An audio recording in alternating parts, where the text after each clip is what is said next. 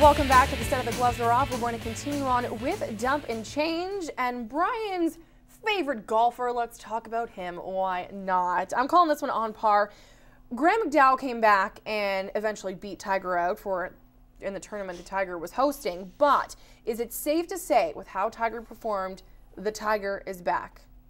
Rod, is he back? No, I don't think so. I don't think the mental part of his game is back. I think he blew well, I thought it was a 6-stroke lead. Brian said it was a 4-stroke lead that he blew, playing in his, like you said, his own backyard. Tiger Woods 3 years ago wouldn't have blown that lead. So I think he has a ways to go yet. Yeah. I think players have caught up to him a little bit, but on the mental side, they still believe there's nobody better. Do I think he's back? I think he's 75% back.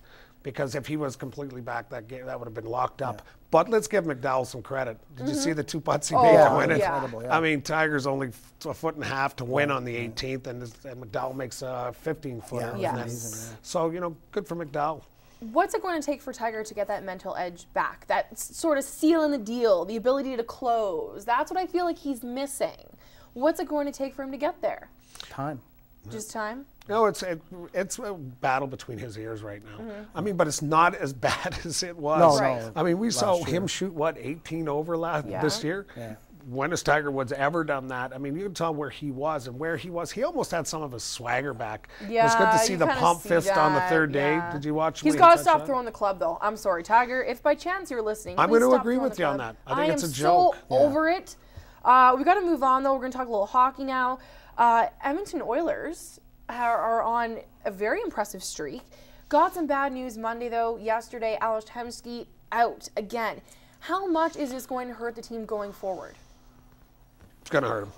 Yeah. No. They don't have a ton of veteran presence, and I feel like now he's nagged. It's this groin injury. I mean, Tom Reiney came out and said, you got to be patient with these things. I don't know if this team can afford to be patient right now with injuries. But you know what? I can speak from experience on this because of the playoffs in one year that I had this groin. In the playoffs, there's no patience. Yeah. You kind of hope you can get it in there and get done. But on the same token, it's what Hemsky is to that team in that locker room that I like, and to those younger players. Well, he's the leader of the team. Yeah. Right. Basically, he is their best player still, too. And they need him. You know, if they can hover around 500 over the next 10 to 15 games, they might have a shot still if he comes back healthy. But I also agree that they can't force him in because, you know, sometimes those groin injuries will last all season if they try to force them back. Yeah. Well, I give a lot of props right now to Tom Reiney. I mean, he gave them an ass kicking in the locker room there. And you know what? I didn't know if he had that in him because I don't know him personally. I've met him and heard him speak. But when he lit up on them, what a response he got. And I think it was his leaders that showed the young kids the way. And let's get to young kids. Let's talk about Taylor Hall now because he scored a game winner 23 seconds into overtime. He's had now his first two-goal performance in the big show.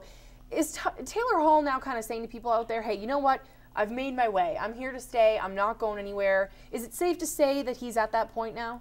Well, and I'm sure he's there to stay, and I think it's safe to say that. Yeah. Are people going to keep questioning him? Probably. As soon as he goes through the next 8 or 10 game slump he has, they're going to start questioning whether he has what it takes. But obviously he's there to stay, and I think he's a money player, Taylor Hall, myself. I think anyone that saw the World Juniors last year would agree with that, and see some of his performances this year with him and Eberle.